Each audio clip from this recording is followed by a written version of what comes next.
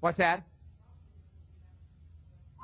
Playoffs? Don't talk about it. Playoffs? You kidding me? Playoffs? I just hope we can win a game.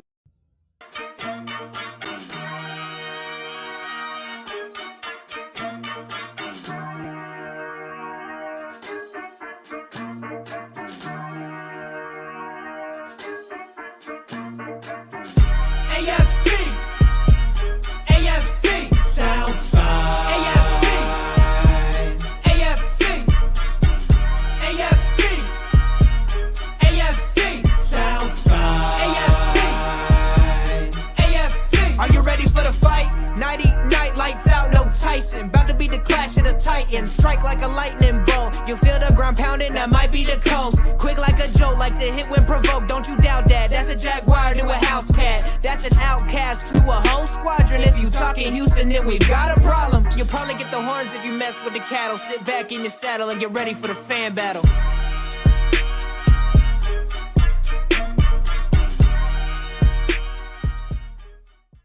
You know Jacksonville's motto: going places and eating faces. Right. Gang, gang. I think they were probably eating some blood pudding more so than faces this week, right? Jolly old England is where the Jaguars played. Welcome to another episode of the AFC South Fan Battle podcast. Yes, we are starting late. No, we don't care if that bothers you. It's a time-honored tradition around here. We do not start on time, and if you don't like it, tough. We're in London time, okay? That's right. We're across the pond, as they say. Joining me today is another esteemed panel of guests. We have Day One Texans, aka Matt Briggs, representing the pajama wearing, red helmeted, slobbering hordes of Houston who seem to think that their team has won 2 Super Bowls in a row, even though we're only 4 weeks into one season. We got Ammo Jags representing the Jaguars, who, thank God, did not embarrass themselves in front of all of England, and King Sausage Fingers was there, from what I heard. So luckily we did a good showing in front of the royal family, representing the Colts, who had a moral victory, I guess you could say, this week because they almost pulled it off. Josh Senior. Yeah, every week is a moral victory. Hey, yeah, every day I don't die. Is a good day. Here's what my football team does. And then we have a new Titans commentator. Titans Wonder is his hashtag or username, whatever, Twitter, X, whatever we want to call it. But welcome to the show. Glad to have you. I'm sorry you're a Titans fan. I wish that you picked a better team, but we're happy you're here. Children make dumb decisions. When you're 13, you don't know what you're deciding. So, amen. I'm stuck with it. We'll pray for you. That's all I can say. But what do they always say about insanity? Is the description is you keep doing the stupid thing over and over and over again. Yeah, hey, yeah. No one told a gun to your head. That's all I'm saying. We're still running the same offense from 1999, so we're doing it over and over again. So. Yeah, I don't know. It worked for you.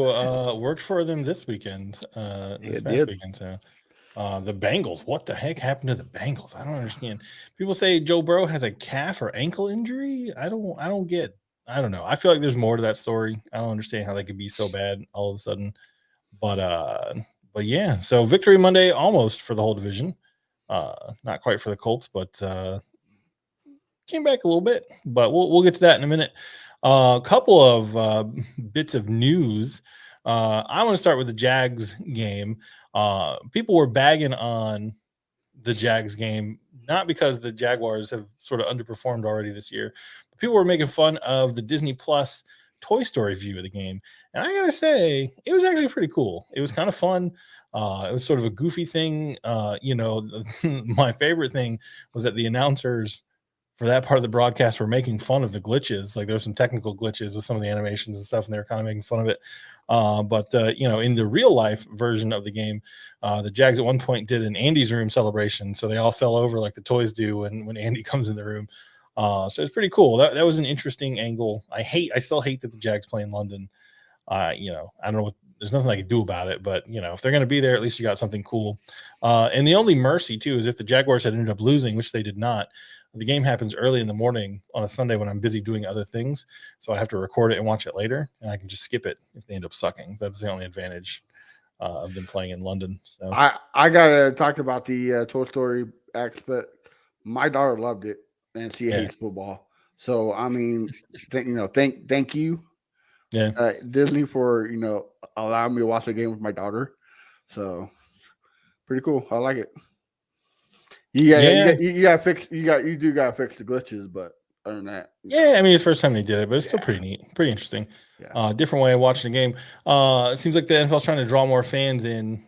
Speaking of the NFL trying to draw more fans in, if I hear the name Taylor Swift one more time, I swear. Like somebody posted, I think it was the NFL memes account. They posted like Travis Kelce's got to cheat on her or something, because I don't think I can take a whole season of it was pretty funny. Some of the memes though, a couple shots of Taylor Swift looking at Brittany Mahomes every time Patrick Mahomes threw an interception. There's some interesting stuff, but the Swifties were out in force. I guess they drove the ticket prices up for that game. On the reseller market super high, and some of the Swifties weren't even smart enough to Google Travis Kelce's name, so they made like these homemade jerseys that had his name spelled wrong, like Kelsey. Like it's wild, man. It's just can't end soon enough, but it's kind of interesting. But the fun thing is, Sleeper took fun to the whole thing, and if you have Travis Kelce on your team, it's not a face of Travis Kelce no more. It's a face of Taylor Swift.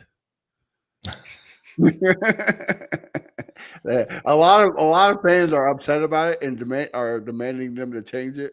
But I thought it was funny. But yeah, that's funny. Like that stuff makes me chuckle. But I can see how people might be frustrated.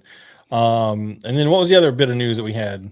Well, Will Ferrell was on ManningCast on the Monday night game, and he called the play right before it happens. Like he dialed up the most perfect play. And the Seahawks did it for a touchdown. Yeah, they just gave him the script. It's all staged. Right. Like, here you go. It was pretty great. I was like, dang. Look how old Will Ferrell. Will Ferrell's getting up there in years, too. He looks kind of old. A little bit. And my favorite, going back to the what I forgot to mention about the whole Taylor Swift thing, my favorite trend on TikTok right now is men who are football fans talking about it with their significant other, saying, wow, this Taylor Swift chick, she's really going to blow up now that she's attached to somebody that people have actually heard of. And boy, the Swifties are angry. And I got to say, I love to see it. And I don't know if you guys saw I don't know if anybody was watching a little bit of the Monday night game. One of the Seahawks players got pulled out of the game after a hit by the independent concussion people that they have. And like the Seahawks player almost hit the guy. Like they had to be separated because he didn't want to come out. He didn't want to come out of the game. So pretty wild stuff, man. Yeah. But concussions are a real thing. Speaking of concussions, since we did the Colts last week, I want to start with the Colts.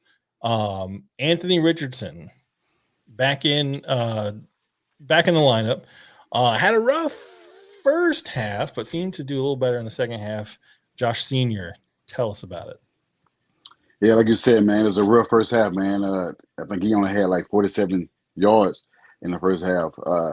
Wasn't ideal. Down 23-0. Man, I can't say the guy's name, but Puka Nacua. I can't say his name. Puka Nacua. I should know his name because he played well the entire game, even in overtime. We couldn't seem to stop the guy, man. Even the run game. I think Kentel Williams ate lunch the whole game. Which was frustrating because our defense played well up until that point. Yeah. But like you said, second half, we saw a different Anthony Richardson, man. He made some plays, some Mahomes type plays, sidearm passes to Mo Cox to score a touchdown to, I would say make it a game, but make it close. Then he took some hits where he still completed a pass to Alec Pierce, which, like I said, you've seen that with the Gators. He made those type of plays. It's just that him doing it consistently, which he wasn't, really as good or consistent Sunday. I think he went like 11 for 25, but we got to get that cleaned up. Our run game got to get cleaned up, and we possibly could get JT back soon. I know you didn't mention that as part of the news, but he should be back pretty soon. We got 21 days to activate him as well. He could play Sunday, against the Titans, but we get to that. Shane Steichen saying he's going to be practicing Wednesday, so we'll see. Yeah, and there were conflicting reports that he's still unhappy, and then some people were saying that he's excited to be back. So, what's your take on? Well, it was an interview with Shane today, and he said he talked to JT today, and that he's super excited to be back with the team. Yeah. So, yeah, I think both could kind of be true, right? Like you could be excited to get back into the swing of like your job and your profession, and still be thinking like long term. Right. I don't know if I'm going to stay here, right? Like I think both those can sort of be true at the same time. But yeah, I mean, I watched the Red Zone channel, so I didn't watch the whole game, but they were cutting to the Colts a lot more in the second half than they were in the first half, right? Like showing, it seemed, Richardson's thing at Florida, what I remember is that under pressure, he was actually more accurate than he was when he was sort of rolling out of the pocket. They would design plays to sort of roll him out. And that was where he was sort of perplexingly, like he would just overthrow a guy that was wide open. And I'm not saying he's a bust or not going to be good. I'm just saying that's always been his thing is he has these weird moments. And there was a couple throws in the game that I saw where he was just weirdly off target. Right. So clearly he's still got to clean that up. But the fact that they came back and made it a game, took it to overtime, I think your defense just got gassed. I said they were just out of wind. I said the whole team out of gas. I mean, to come back down 23-0, it just wasn't enough in the fourth quarter. When the Rams got the 1-1 the coin toss, they marched on the field easily. It wasn't no question that they was going to win that game. I mean, I think at the 20-yard line when he threw the ball to Puka, it was just a wrap. I mean, it's weird how you can feel that sometimes in an overtime of a game. You can when a certain team gets the ball first, you're like, then they're not going to be stopped. They've decided they're going to go score, and they score. But the Colts almost erased the curse of that Minnesota game from last year by coming back and wiping out a big deficit. I was thinking that, man. I was thinking the thing was we had a chance even for regulation where Andrews threw a pass to Kylen Granson. He dropped it. I think he said in the chat. He dropped it, which could have gave us a chance to kick a field goal, which it was like I was a little down at that point. But, like I said, the team fought up until that point. It just wasn't enough to win the game. I mean, I wasn't upset. I mean, I was a little disappointed because, I mean, it's a young team that fought against an experienced team, and we just didn't win it. I want to give out. Go ahead, man. I just want to give a shout out to our favorite male cheerleader that comes on the show. Chase Someway, he was saying it was over with in the first quarter. So yeah, I appreciate that, man. He said it was over and that the fans going to leave in third quarter. The fans stayed there. Well, I think if that third quarter goes a little differently, I think but I think that luckily the Colts came out and gave him a little glimmer of hope, right? Like, and I think that I personally I don't leave until the end. I have sat through some atrocious beatings that the Jaguars have taken live. I did too. Partly because I pay so much money. I'm like, dang it, I'm keeping this seat for. I went to New Orleans. I went to New Orleans 2 years ago in 2019 when we had reset and we got our ass whooped with Drew Brees. He whooped our ass. He broke their record that game. Yeah, it's not fun, but I was at the Patriots game when the Titans went down 59-0. Oh, shit. I sat there till the bitter end, though. I flew up to Foxborough. I'm like, I'm getting my money's worth in this seat. Man, that's how I was feeling the first half of that playoff game last year for the Jags. I'm like, well, I'm here, so we'll see what happens. Nobody. And if any Jags fan tells you that going into the halftime of that game that they weren't just expecting the game to be still a complete blowout, they're just liars. They're just straight liars. Because we were talking to everybody in that stadium, and everybody was like, "Well, it was a good run. At least we beat the Titans." But yeah, it's pretty wild. It's not football is fun, but the blowouts aren't obviously nearly as fun. So, any other thoughts? You guys play the Titans next week, don't you? Oh yeah, or this week. You said in the group that your team's not going to lose to the Titans. Hey man, quit watching my comments. Oh, sorry, I made me laugh. Like, listen.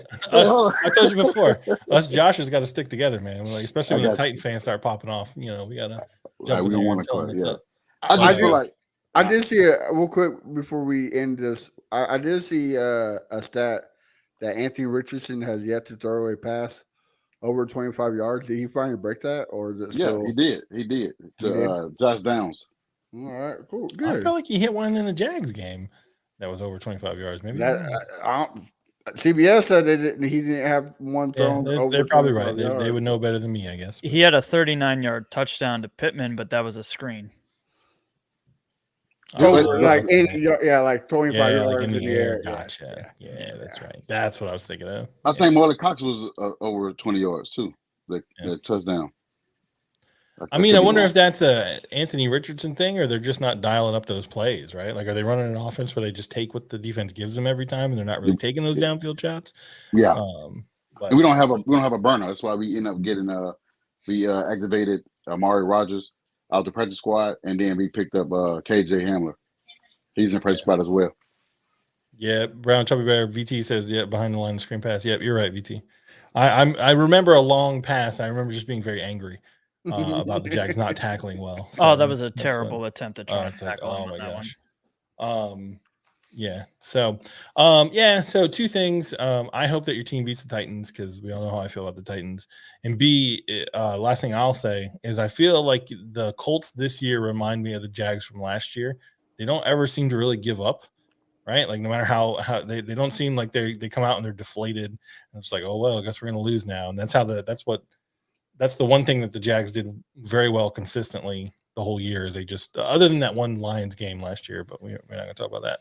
So I can confirm that the touchdown to Marlon Cox was 35-yard touchdown in the air.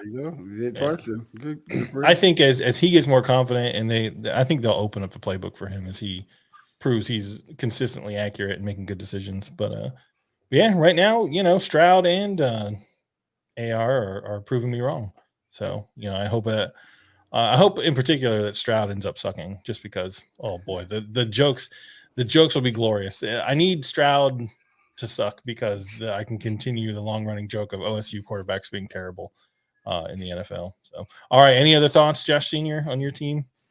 Other than Colts will be victorious on Sunday. We're not going down 0-3 at home. I don't care who the Titans have on their team. Lord willing, and the creek don't rise. May the Colts beat the Titans. Amen. All right. So next, let's talk about the pajama team. The pajama wearing, Letterman jacket wearing, two-time Super Bowl champion already. Not one time, but two-time winning Super Bowl. Houston Texans. I will tell you, I thought that game would be a lot more competitive. I didn't know who's going to win it, but I was very surprised.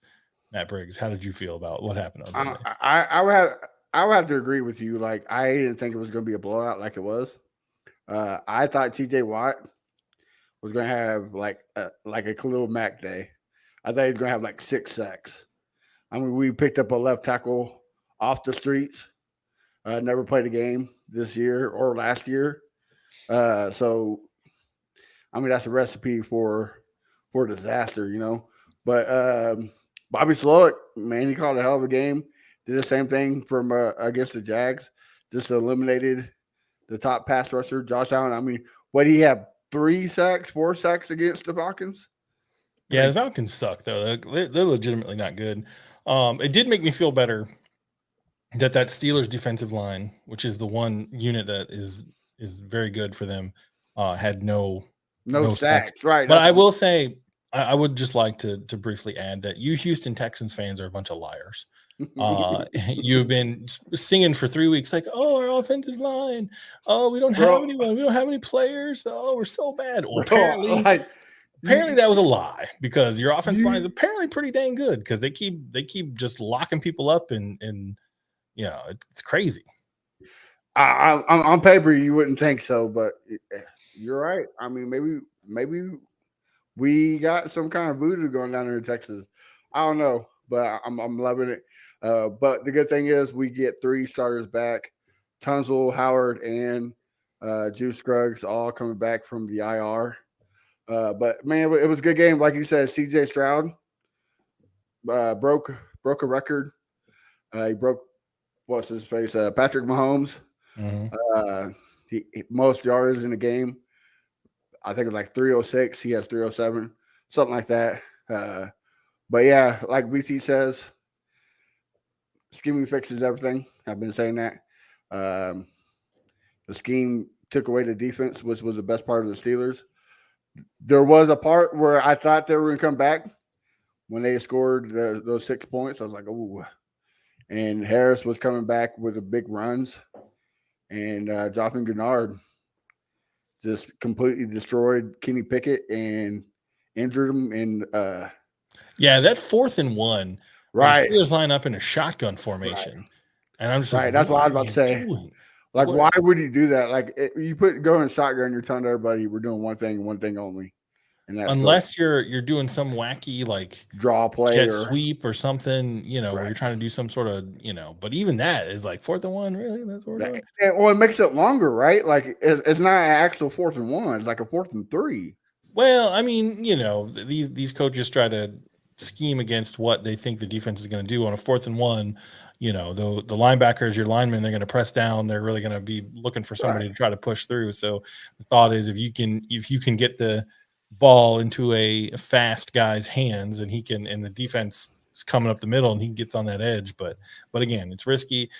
Clearly, it was bold strategy, didn't quite work out for him. But even your defense played well, like outside of Jonathan Grenard, Steven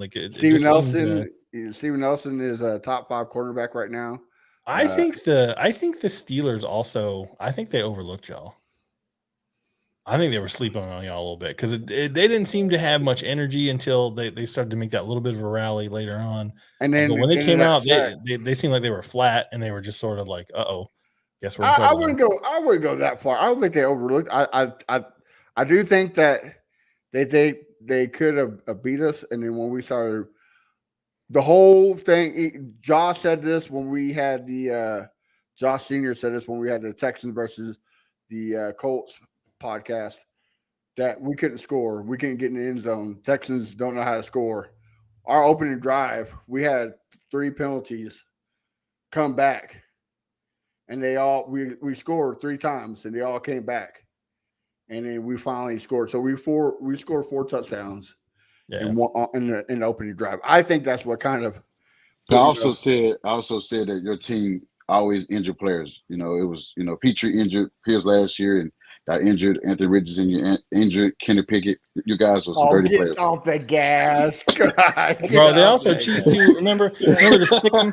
Remember the stickum that their defensive backs had in their gloves last year. Damian Pierce. Damian Pierce magically shiny and slippery. What's he putting on his jersey? Look, just because he likes to take a bath in petroleum jelly, all right, it doesn't mean nothing. We know from the Astros that Houston is a town that has cheating sports teams. So it doesn't.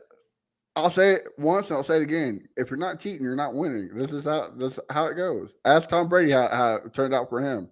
Yeah, you cheat to win. So it's not my fault. Your team's not smart. I mean, you got to cheat. That's how you do it. And unfortunately, it looks like your team's heading for win number 3. If the Jags game against Atlanta is any indication, I believe you guys have Atlanta next, right? Yeah. Falcons. The problem that the Falcons have is Desmond Ridder. He's pretty awful. If we can, Bijan is a Greek god out there. Dude is just amazing. I hope you guys get walloped. I hope you guys get walloped by a terrible Atlanta Falcons team. Before I jump to the Falcons game, I would like to say it was a nice ceremony for J.J. Watt. No one cares. No one cares. The man is a legend. You better put some respect on his name. He's the Taylor Swift of the NFL, bro. I'm so tired of him. You better put some respect on his name. Man. What's that old Sandlot thing where about legends never die? JJ's a legend. He'll never die. Man, whatever, bro. Don't be jealous, all right? Because he sacked Blake Bortles 90 times in his career. All right. Sacked Blake Bortles 90 times. It was close. It was half the sacks was Blake Bortles. You can't see, now you're gonna make me start Googling stuff while other people are talking. I don't feel like that's accurate. And how dare you disrespect the boat? The boat, man. Yeah. I tell you, I'm not even gonna say it. I had a joke, but I'm gonna save it. For. But going to the Falcons game, I said this on the Texans podcast. I'm gonna predict us to lose because when I started predicting us to lose, we started winning. So until that changes up, I'm going to predict the Texans to lose 20-13. The Falcons. I'm a baseball fan by heart, and I'm going to keep to my stupid citizens. I'm going to wear my 44 still tipping Jersey, and predict us to lose until we start losing. So, yep, there's my prediction. Okay. Well, I hope that this time your prediction is correct. So, And and I for hope the you record, so. JJ Watt sacked Blake Bortles 11 times, which is tied for the most amount of sacks with Andrew Luck.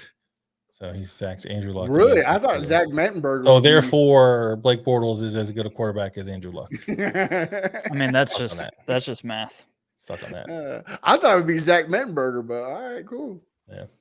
I'll take it. All right, so moving on. We can talk a little bit. We'll go to the Jaguars now. We'll go to the football across the pond bowl, live from Wembley Stadium. Ammo. I'll just leave it to you, man. I'll give your thoughts. I have some thoughts, but I'll let you go first, and then I'll say my thing. Well, it's a win, so I'll take that. So we'll start with that.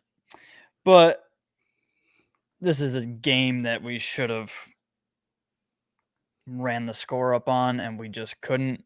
There were a couple plays that Trevor could have hit for some deep touchdowns, but the pressure gets in his face, so he has to pull away from his read.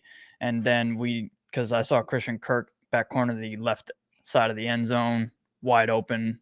There was another one wide open in the end zone that's getting missed because he's getting pressure, so he can't sit there and make that throw. Yep. Starting to really become a problem. I don't know what else you really want Trevor to do about it. The Toy Story thing, it's kind of cool. It was rough to kind of like sit through and watch as like an entire game broadcast. But I thought it was cool. Y'all can stop this, man, because had this been a thing for Indy or Texans, y'all would have cooked us. No, listen, hold on. Other Jags fans might have. I would not. Y'all would have cooked us. I like anything that makes the game more fun. Honestly, like it made it a more fun way of watching it. And would I want to watch every game that way? No, but it's just like the Nickelodeon thing they did for the playoffs last year. Like that was a cool experience, made it a little more fun, sort of a different perspective. So what about the Marvel thing we did last year? Y'all laughed at the Marvel thing that we posted last year on our social medias. Yeah, it was getting cooked about it. Oh, I don't remember. Maybe I did. I don't know. I might have. I wouldn't put it past me. But I don't know. It was, that was the. I think if the Jags had gotten roasted, like if the Jags had lost that game the way they had lost the game to the Texans, then that Toy Story feed would have been a much, much worse. Mm-hmm. I think would have had a much worse opinion of the Toy Story. I'll see. I know that's Cody Cold Gaming and the Jaguars fan battle. Yeah. Andrew Luck and Blake Bortles have the same amount of Super Bowls, so I don't know what to tell you. Blake Bortles is just as good as Andrew Luck, and he's better than Dak Prescott. So suck on that, Cowboys fans. Anyway, back to you, Ammo. What other thoughts on the game? Yeah, so my little story about that Toy Story thing is I have 2 kids. My daughter's about to be 5 at the end of the year, and my son is about to be 2. I went to work, so right around the time that the game was starting. So I was watching at work. My wife FaceTimes me shortly after the game starts, watching the Toy Story thing, and she's like, "What is this shit?"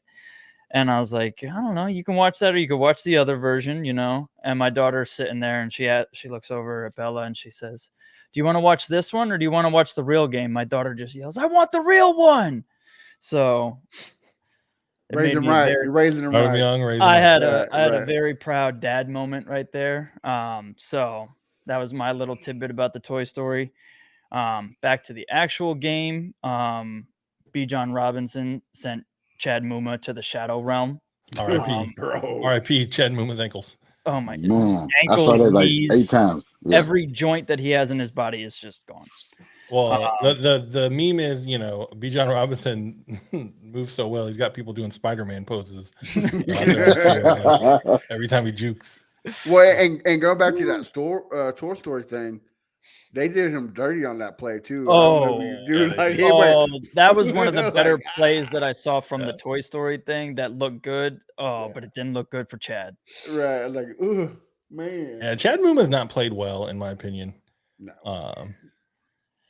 Linebackers outside of Foye has been a problem. Yep, not a strength of the defense, that's for sure.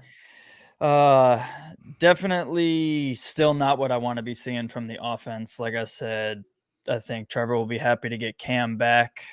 I'm interested to see what they do. Do they put him at left tackle, even though Little has been balling? Really kind of the only one that's been good on the offensive line. Well, Anton Harrison had a good game. He did have a good game this week after, his baptism in week 2. In Anton Harrison's defense, there was not a human being alive that was going to be able to block Chris Jones. Him coming back after getting paid, like he was a man on a mission. He was like Myles Garrett against the Titans last week. Like there was no blocking that man. Possessed. Yeah. I can't fault him for that. But yeah, that was a rough one. So he definitely, got a little redemption. He had a really good one this week. But can't Walker Little play? He can move, but he can play. He's played in other places. My thing is, if you have a bad offensive line and the best guy on your offensive line is playing well, he's your left. I don't see why you move your best guy when he's playing at his. Well, Harrison, he played different spots in college too. Couldn't you move Robinson to right tackle and put Harrison in? I mean, he's better than what you got at guard right now, right? Basically, left guard is the biggest problem. Center, Surf is Surf. He's going to be. He hasn't even been himself as much this year, but he's still better than the left guard. So they put Shatley in. He seemed to do better, but still Trevor's getting that pressure in his face, and we're not able to throw those down the field plays to open up the offense more. If you look at Trevor's passing chart, it just makes me sick. Jacksonville has waited for 20 years to have a quarterback, and now we have a quarterback, and we're not using him to his strengths. Yeah, I think it'll be interesting to see where Cooper Hodges talk about where I don't know if he's going to start, but he's coming off IR. Don't listen to Matt about it's fine. Shut up, Cody. I think the offensive line has not been good. It needs to be better. I didn't think Trevor played poorly. No, on Sunday. I actually thought he did decently. And people trying to pour dirt on Trevor Lawrence's grave for this season. It's one interception against the Texans. That was the one real bad throw. At that point, that game was kind of. You just had the feeling that game was over anyway. I don't know. I don't think that Trevor Lawrence has been the problem. It was nice to see Calvin Ridley get a touchdown. And then the secondary was playing out of their minds. Darius Williams with two interceptions, and so I don't know.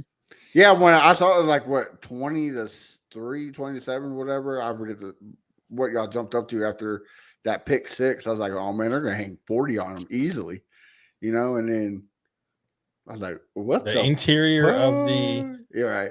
And that's why interior of the line. Man. That's what I said. I told BT and them, I was like, man, I don't think this Jags offense is gonna be what everybody thinks it is. And it's because of the line. It's nothing to do with Trevor Lawrence or anything. It's nothing to the weapons you got, but if you don't got time to get the ball to your weapons, I mean, what can you do? Yeah, it's really been, I think Fortner, the center, has been fine. He's been great, but he's been fine. It's been, the two guards, Scherf, Shatley, and Barch. And Barch has not been. He's probably, if you had to pick one is the worst offensive line performer so far, it's definitely been Barch. But yeah, we'll see. Every week's a new week. That's what's weird about the NFL. So the Bills, we play the Bills. We always do well against the Bills. I mean, just home in London. Just demolished Miami. Yeah, well, that's fine. Miami demolished Denver and then got demolished. So that's what I'm saying. Every week's a new adventure in the NFL, right? Yes, it is. But I just hope that Josh Allen sacks Josh Allen again. No, intercepts him again. That was beautiful. Oh yeah. That was wild. Yeah, I don't know. And did he get tackled by Josh Allen to save the touchdown? Didn't Josh Allen tackle Josh Allen He might have been the one to do it. Yeah, in the game, not last year, but I guess the year before, he had interception, a sack, and a tackle for loss against Josh Allen. So, and I think he might have forced a fumble at one point too. Maybe I thought it was a fumble recovery. I think. Yeah, that's what it was. Yeah, the fumble recovery. Yeah. So we'll see. I'm cautiously optimistic. I hope that them being in London and having done that a few times plays into and being there and staying over the week while Buffalo's got to travel this week is a huge advantage as well. Yeah, so we'll see what happens. Josh Allen had a sack, fumble, and interception on Josh Allen in a single game. Yeah, and may history repeat itself this coming Sunday. So we'll see. All right, any other thoughts, Ammo, before we move on? Last bit, we're talking about Trevor. I don't think he's been the problem either. I am notoriously very anti-PFF grades. I like their premium stats and the advanced analytics that they do. I don't like the formulas that they compress because it's based on them guessing what someone's assignment is. And if you guess the wrong assignment, you're grading them entirely wrong. So that aside, quarterbacks, you kind of know what the play is and you can understand that better because you can look at the film and see what the routes are being run and you have a better idea of grading.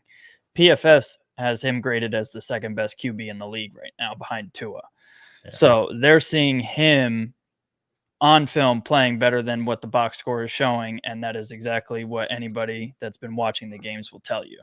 Trevor's making big-time throws when he's got the opportunity to, but he's got drops. He's got a bad offensive line, drive-killing penalties, a lot of stupid mental errors that can get cleaned up. I think I was reading something about Doug Peterson has started slow in a lot of his seasons, and his teams always kind of pick up part of the way through the year, and then they get rolling and they're good to go. We saw it last year. I'm hoping it's the same thing this year.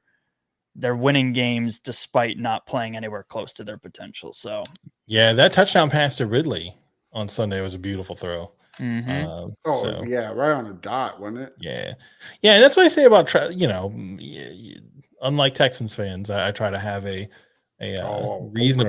reasonable expectation.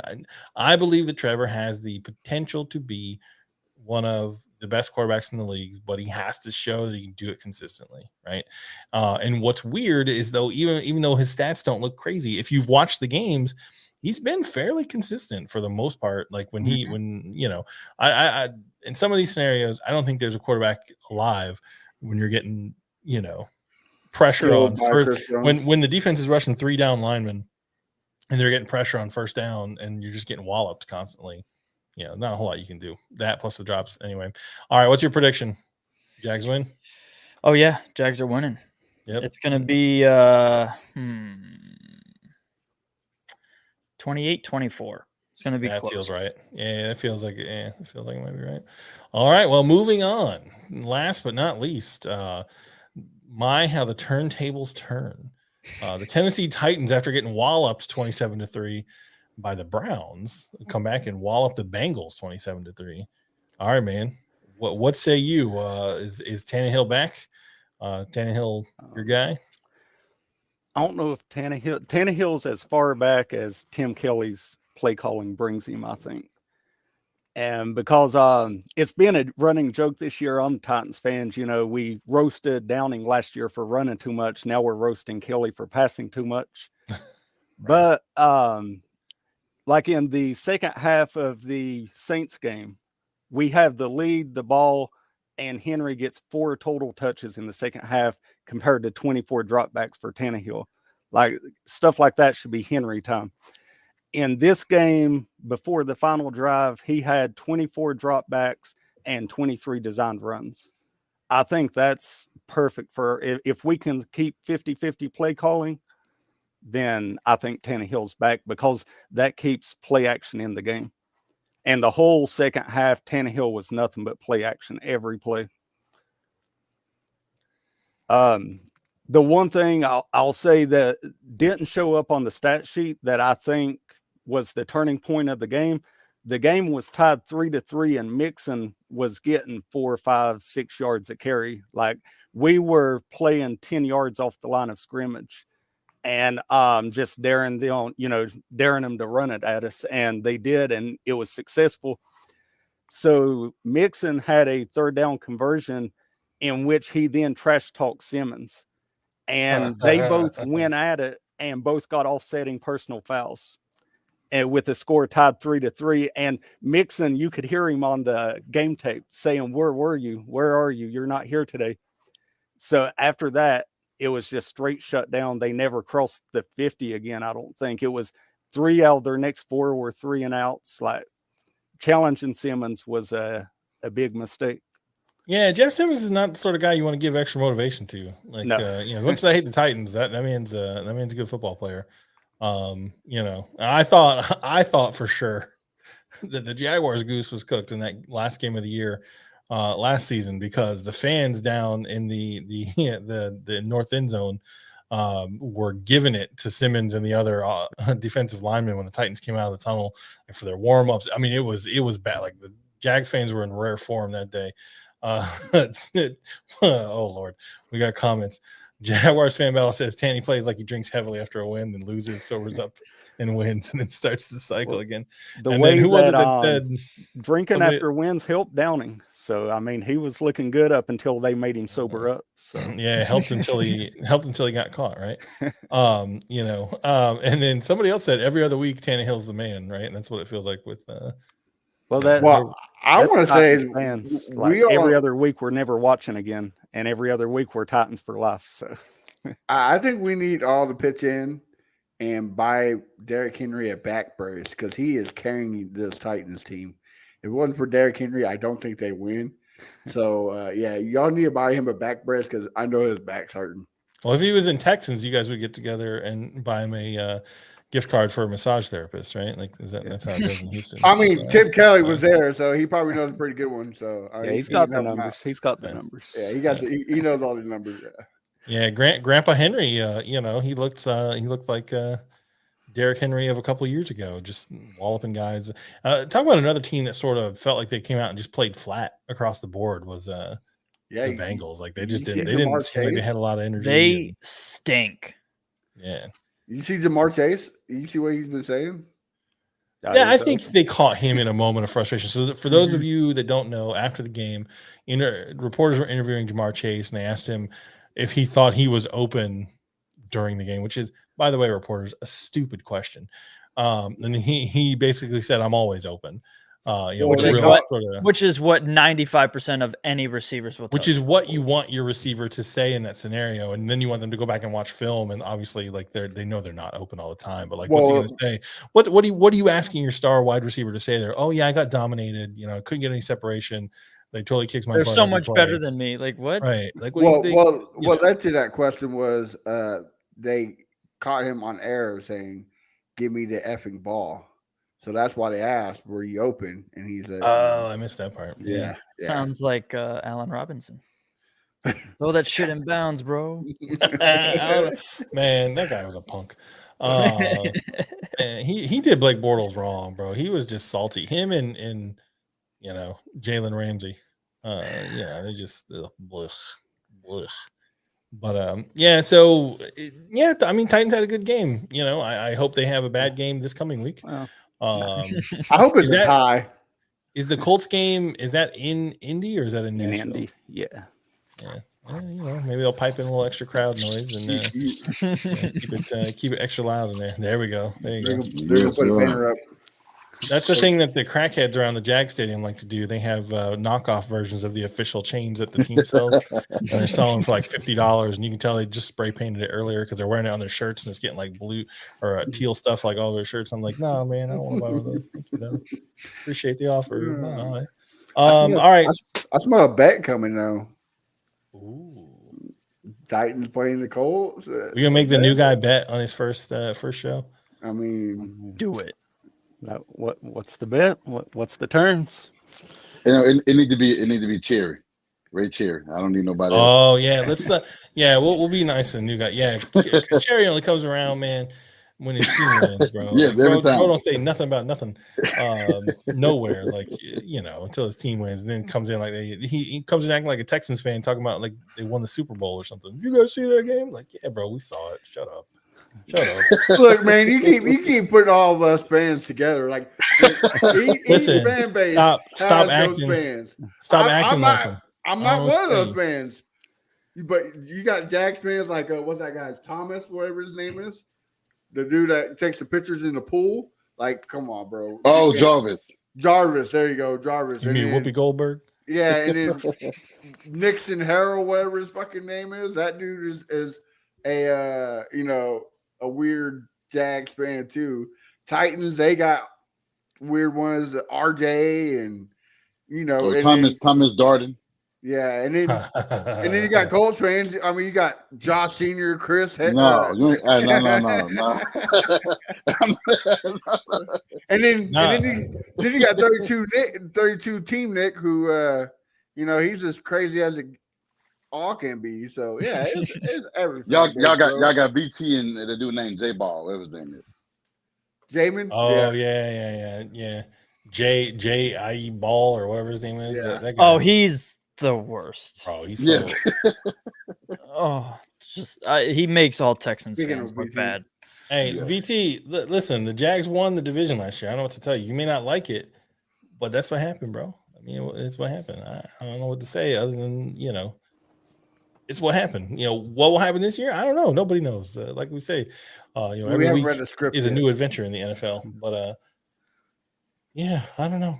We'll see. So what's your prediction? Going back to our Titans commentator, what's your prediction on the game? What do the Titans need to do to win? I think to win, the Titans formula is very similar. Pressure, AR all day, just like we did with Burrow, and make him throw something up to Pittman deep, let Bayard come away with 1 or 2 picks this game. Well, it won't be a left-hand pick, so. Honestly, I think they got to run their 1927 game plan. If they can get Henry rolling like they did last week, and then do exactly what you said on defense, I think the Titans come away from that game. But then again, if the Colts can scheme for that Titans defense, what I would love to see, I'd love to eat a little crow, because I've been talking a whole lot of mess to Josh Senior in particular about AR5, all in good fun, but I have been running my mouth about Anthony Richardson. I would love to eat a little crow this Sunday and see AR5 have his first 400-yard game with 5 touchdowns. Whoa. I'd love to see them just In garbage completely time, beat the brakes. trying to catch up in garbage time or in prevent defense. Well, I guess y'all was in prevent defense last week against the Browns. Oh, the entire game. We was in prevent offense too. I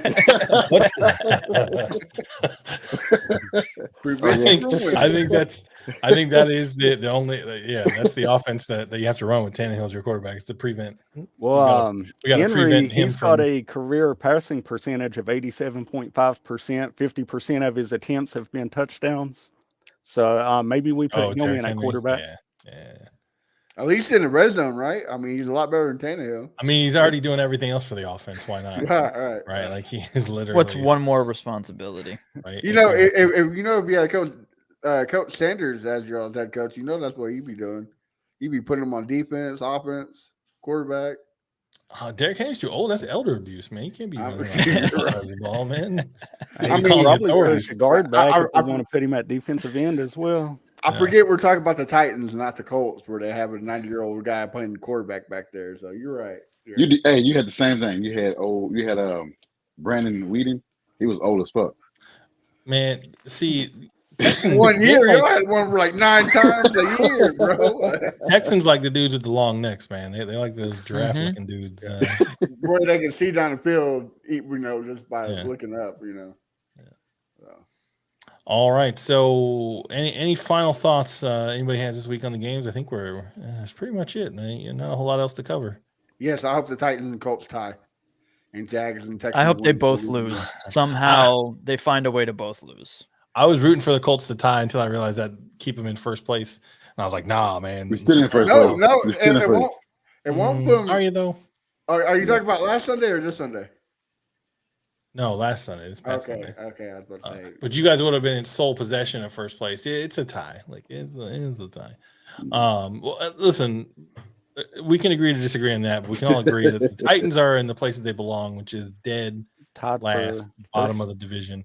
So Davis Mills got a grain. Jaguars fan battle says Davis Mills got a grain silo sitting on his shoulders. Yeah, pretty much, man. The human garden hose that is Davis Mills' neck. All right, so I think we're done. I think that's it. Nothing else to say. Nothing else to talk about. Stick a fork in us. Stick a fork in us. We are done. All right, so we'll just go around the room. Where can we find you guys? Matt Briggs. Yeah, you can find me Wednesday nights with BT and Crenshaw, Texans Fan Battle Podcast at 8 o'clock. Make sure you tune in. We'll recap shortly of the Steelers game and go over the Falcons debacle. So, yep. All right, Ammo, where can we find you? You can find me here Monday nights, 9:30, talking about the division winning champions, the Jaguars. You can catch me sometimes on Friday doing trash talk previews on Jaguars Fan Battle. If we can find fans of the opposing team. It was impossible to find a Falcons fan this week, so that didn't happen. Oh, man, I knew one, man. I could have got you one. For real. My cousin is a Falcons fan. Well, that's about the only one I've ever met. And then you can find me on Twitter at AmmoJags. All right, Josh Senior. Well, you can find the division leaders currently right now. You can find us tomorrow on Hustle Mile Podcast at 9:30 Eastern Time. All right, and that's like saying, yeah, you can find us crayon eaters right there in the corner eating crayons. Like, come on, bro. Hey, like Emmo said, just the numbers, man. We ahead. The math is mathing, I guess, right? So, all right, Michael, our Titans commentator, where can people find you if they want to see more of your content? On Twitter or X at Titan W Order, or that AFC South Fan Battle, finding some way to aggravate BT. Yes, he deserves it. I'm good with that. All right.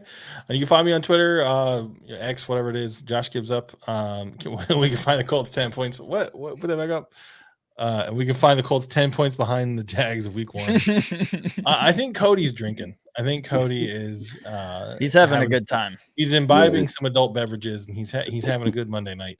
Because that one, that was an interesting comment, Cody. You definitely you get an A for a number of comments, but I think you get a C minus. Is that mayo you're eating over there, Michael? Oh no. No. Are you kidding me right now? No. What? Are you kidding me right now? Hey, this is legendary, man. This is a legendary podcast. What is happening? Titans fans have spent so long telling us that it's not true, that they don't do it. And this man right now is just proving everything. And he's got that. It's perfect. He's got Hellman's too. It's Hellman's. Bro, he straight up says, it's true.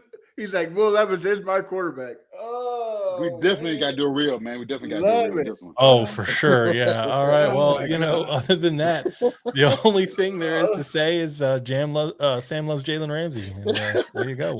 See you next week.